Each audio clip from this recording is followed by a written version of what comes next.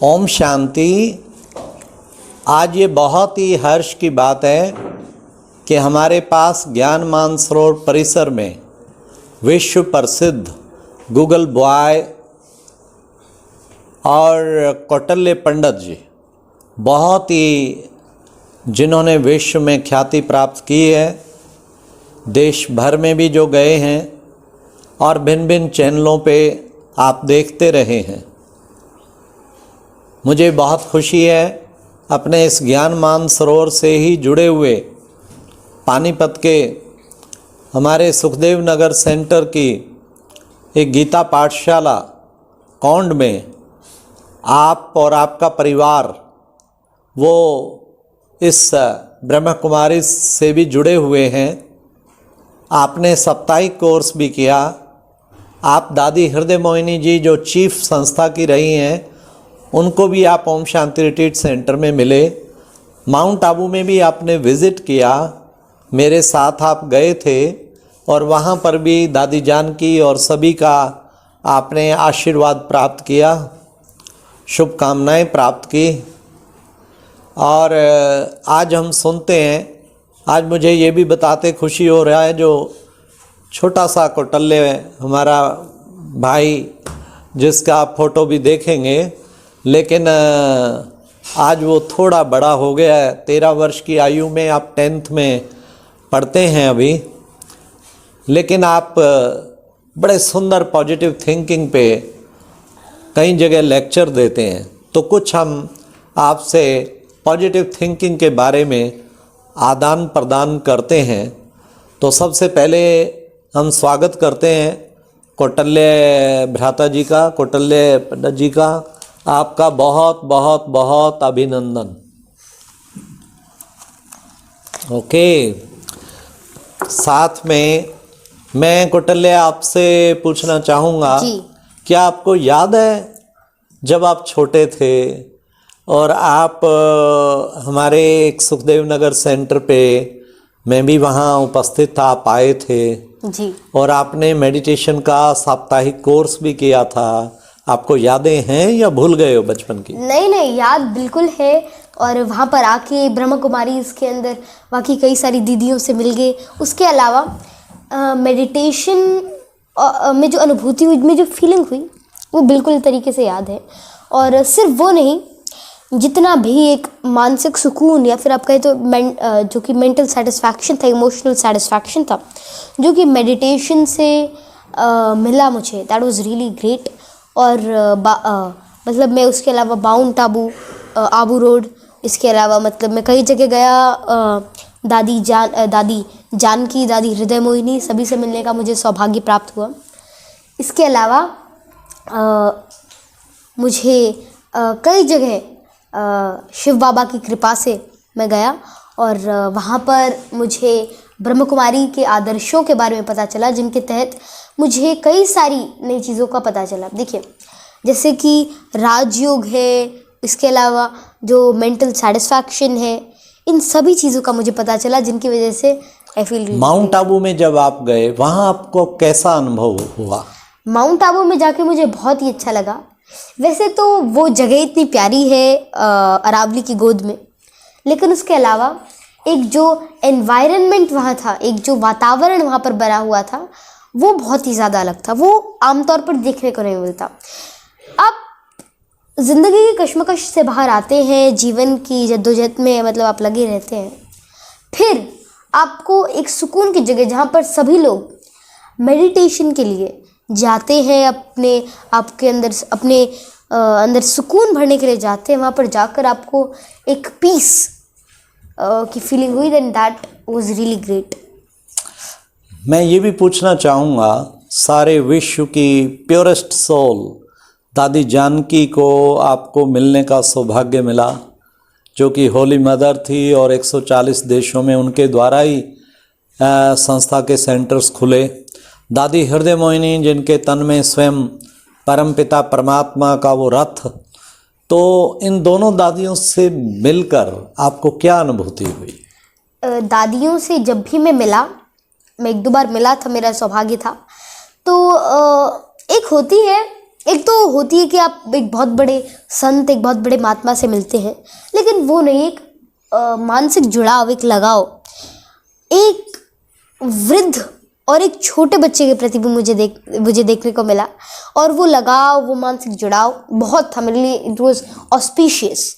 और उसके अलावा उनकी कृपा और कई ऐसी चीज़ें थी जो रही, तो मुझे ओवरऑल बहुत ही अच्छा लगा।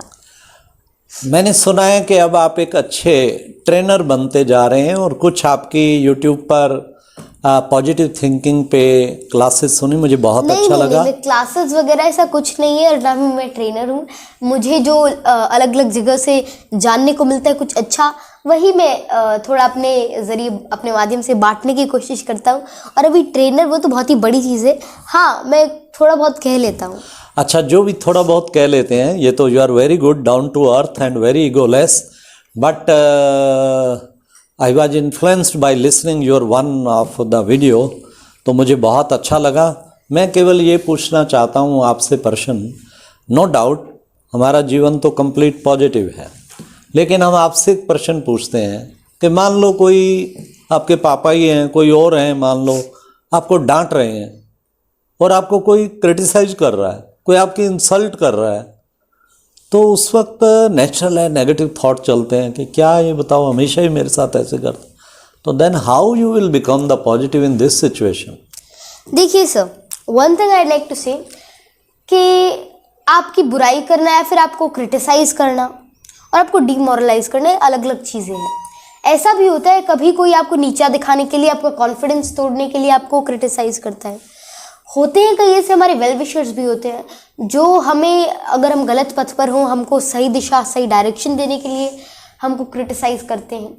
तो वो हमारे ऊपर डिपेंड है और हम आइडेंटिफाई कर सकते हैं, इतना हमारे अंदर समझ है कि जहाँ पर हमारे वो वेल विशर्स अगर हमारे क्रिटिसाइज करते हैं, अगर हम कुछ गलत करते हैं, तो वो बहुत इंपॉर्टेंट है। आप उसको सुने, आप उसको अप्लाई करें, क्योंकि एक बहुत ही बड़ी कहावत है कि निंदक नीरे राखी आंगन कुटी छबाए, और बिन पानी बिन साबुन के निर्मल होत सुभाए। तो यही बात है कि अगर आप क्रिटिसिज्म को एक गलत वे के अंदर लेते हैं, अगर आप अपने वेल विशर्स को ऐसे करते कह रहे नहीं, ये इनका तो यही काम है बस मेरे को क्रिटिसाइज करना, या फिर अगर आपको कोई क्रिटिसाइज कर रहा है, आपको डिमोरलाइज करने के लिए कर रहा है, और आप उस बात को बहुत सीरियसली लेते हैं, अरे नहीं इन्होंने ये कहा, मेरा क्या होगा, what can I do, I am good for nothing, इस टाइप के थॉट्स भी आते हैं।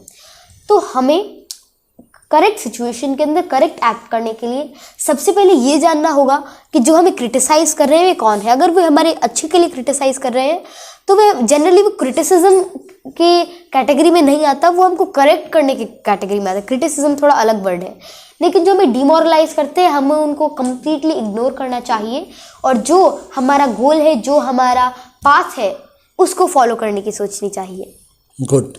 सेकंड मेरा एक और प्रश्न है, मान लो आपको शारीरिक व्याधि है और बीमारी ऐसी आ गई, आए आए आए आप कर रहे हैं, वहाँ आप कहते हैं पॉजिटिव पॉजिटिव, वहाँ कैसे पॉजिटिव रहें?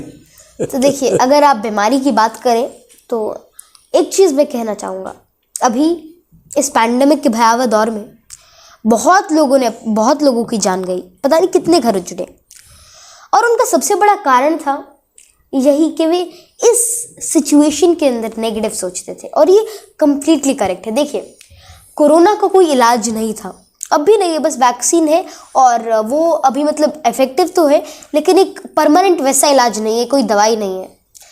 जिनको भी कोरोना होता उनको डर लगता कि अरे नहीं, मैं तो अभी क्वारंटाइन के अंदर हूँ, मेरा क्या होगा। उन्होंने नेट पे सर्च करी, मेरे लंग्स के अंदर 80% अभी ऑक्यूपाइड है, अरे नहीं ये तो क्रिटिकल सिचुएशन है। उन्होंने और सोचा, उसके बारे में सोचते गए, अपने अंदर नेगेटिविटी फील करते गए, और उतना वे वायरस से नहीं मरे जितना वे उन सोच से मर गए, जितना उस डर से मर गए।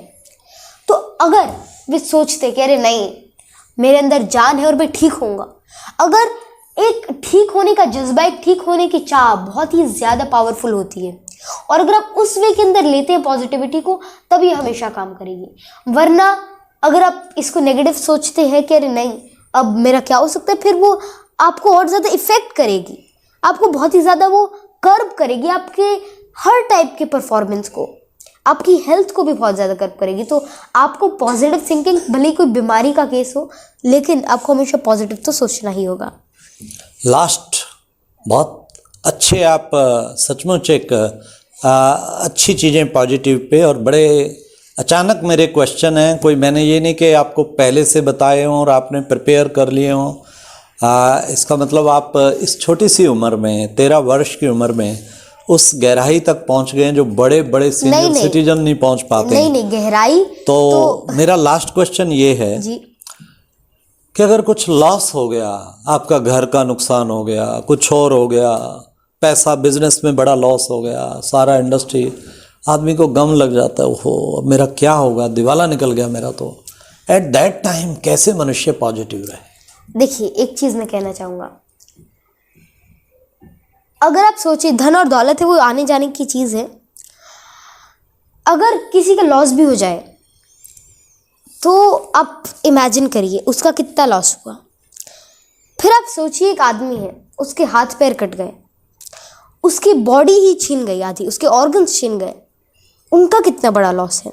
वे डेली की चीज़ें नहीं कर पाते, वे डेली टास्क नहीं कर पाते, फिर भी वे इंडिया को रिप्रेजेंट करते हैं, पैरालंपिक में मेडल जीतते हैं।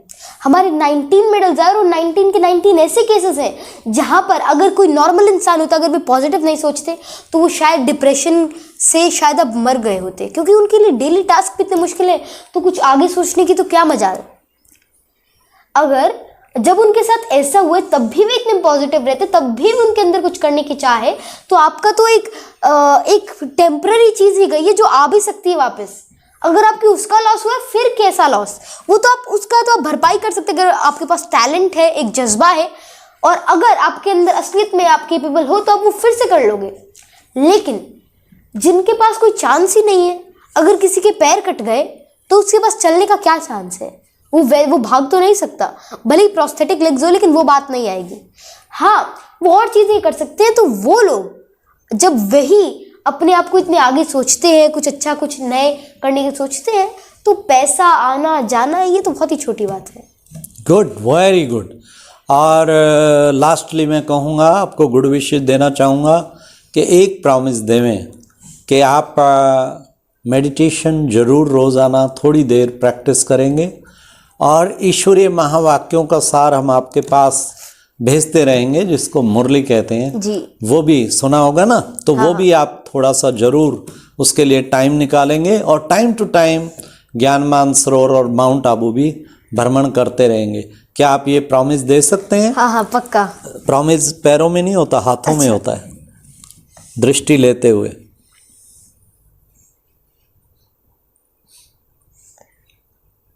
बहुत अच्छा है।